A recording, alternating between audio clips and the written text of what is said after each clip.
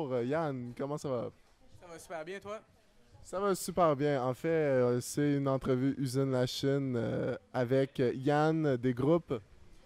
Des groupes Half-Baked, Digit Missile Command. Est-ce que tu pourrais nous décrire un petit peu c'est quoi comme groupe et quel genre de musique vous faites? Le groupe, en fait, c'est un groupe qui existe depuis assez longtemps, puis qui a 5 albums à son actif. On sort un nouveau EP le 21 avril prochain. On essaie d'être relativement exploratoire, donc il y a une grosse évolution autant dans les genres, mais on est souvent décrit comme étant un groupe de post-punk.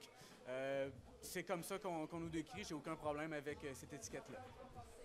Puis du post-punk, c'est quoi? C'est de la guitare avec du drum, avec des basses. Comment que ça sonne? Comment ça sonne? Je sais pas. Ça sonne comme du half-baked. Parce que principalement, nous, le but, c'est de faire une chanson différente à chaque fois, d'essayer de ne pas se répéter. Si je prends par exemple ici, ça ici qui est notre plus récent album. Sur cet album-là, il est essentiellement électronique. Donc, c'est des samplers, des échantillonneurs, des synthés. C'est un album qui est en spectacle, album concept aussi, qu'on raconte une aventure des amis qui vont voir un show d'Harvey. L'album d'avant était principalement composé de basses distorsionnées avec des rythmes assez tribaux, tribal. Tu peux l'accorder si ça te tente. Euh, donc, à chaque fois, c'est différent, mais en général, comme là, le nouveau EP qu'on sort, il y a vraiment beaucoup de guitare dedans, beaucoup de solos, solo guitare mur à mur.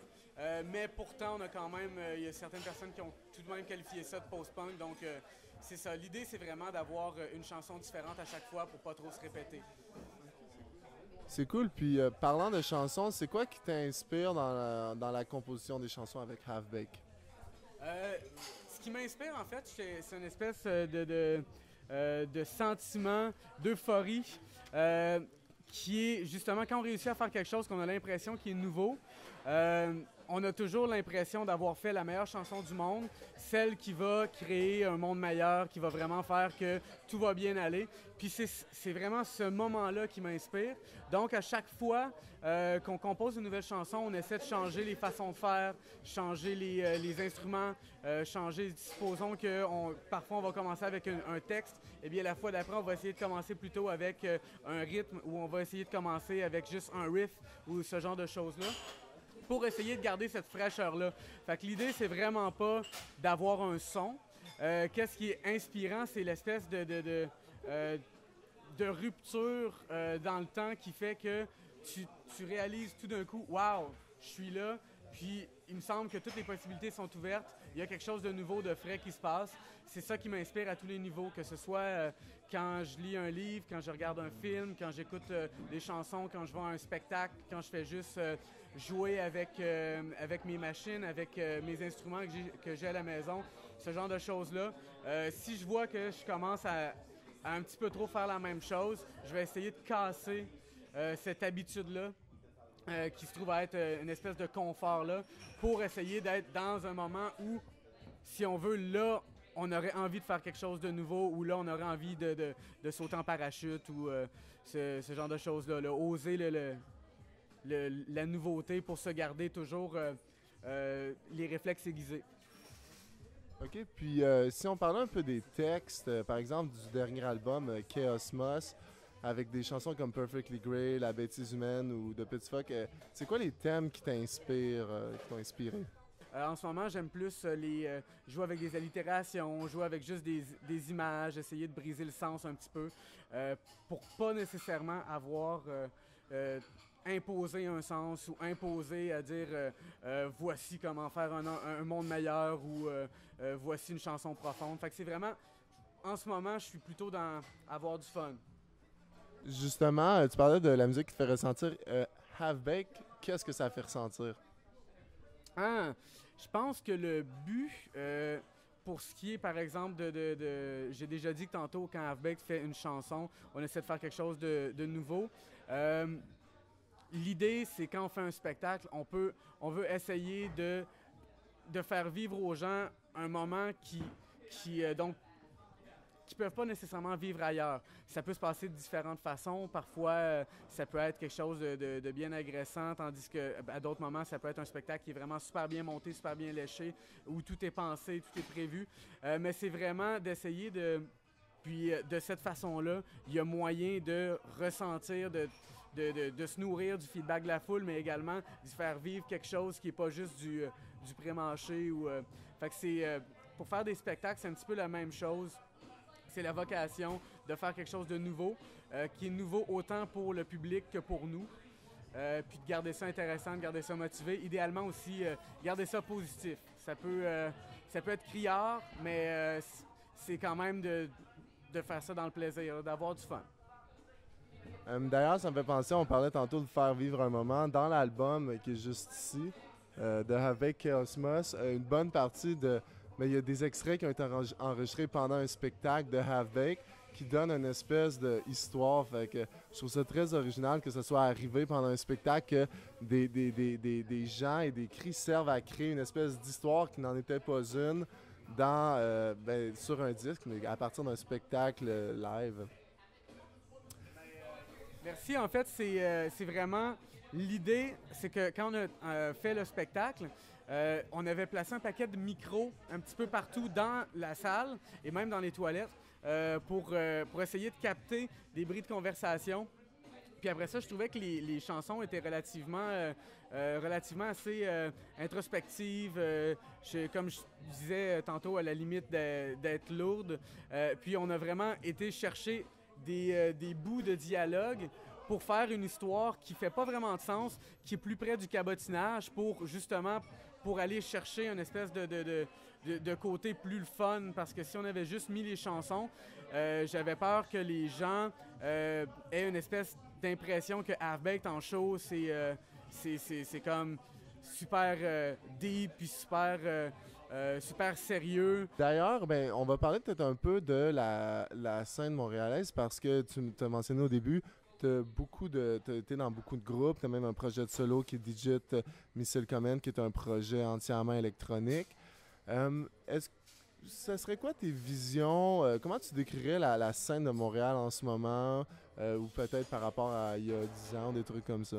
Je dirais qu'en ce moment, à Montréal, il y a vraiment un paquet de groupes qui sont super intéressants. Musicalement, on s'en vient avec une proposition qui est très raffinée, qui est vraiment super intéressante. Ce que j'aime beaucoup, c'est que les groupes sont très productifs. On voit que c'est des gens qui sont très, très, très motivés, qui font des trucs et qui n'attendent pas nécessairement d'avoir, disons, une certaine reconnaissance ou d'avoir un certain succès avec ce qu'ils font.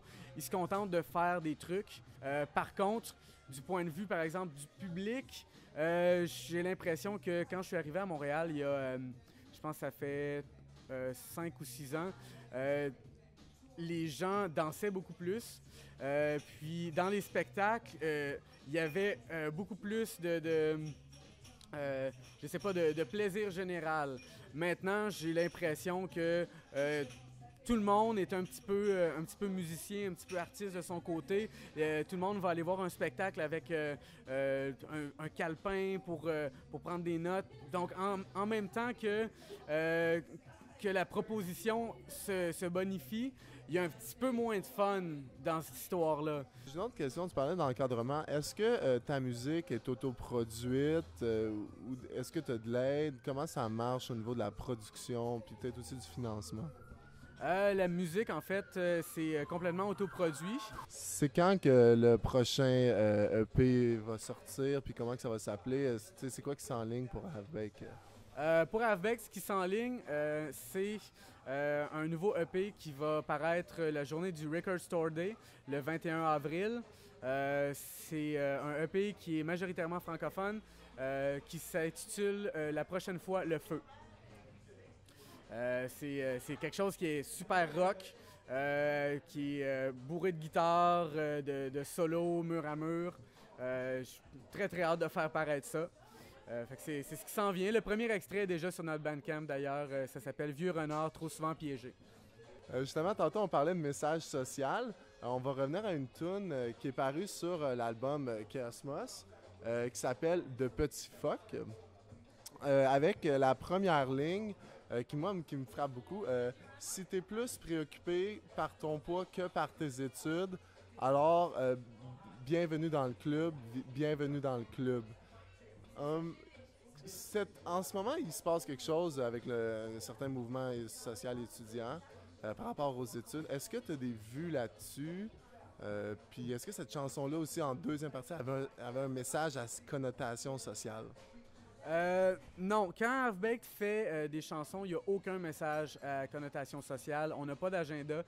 Personnellement, je peux pas vraiment me prononcer de façon catégorique sur un truc comme par exemple est-ce que je suis pour par exemple l'éducation gratuite? Oui, ça c'est clair. Est-ce que j'ai un plan pour faire ça de façon concrète? Non.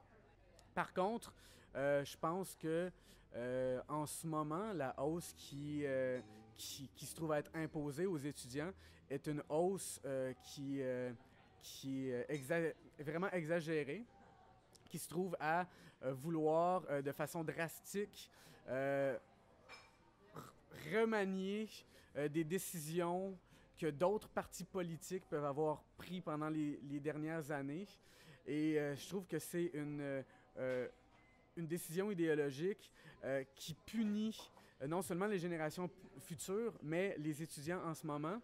Personnellement, mes vues politiques, je me dis que l'éducation devrait être gratuite et que tout le monde devrait avoir droit d'aller étudier. Puis une autre question aussi.